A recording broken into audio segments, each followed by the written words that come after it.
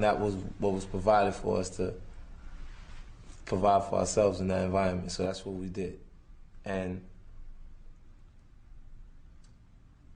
when you don't have an option, it absolutely has to work for you, you know? So I'm like, I gotta make a record that makes everybody stop right now and say, who's this guy 50 Cent? Right now, who is this guy, you know?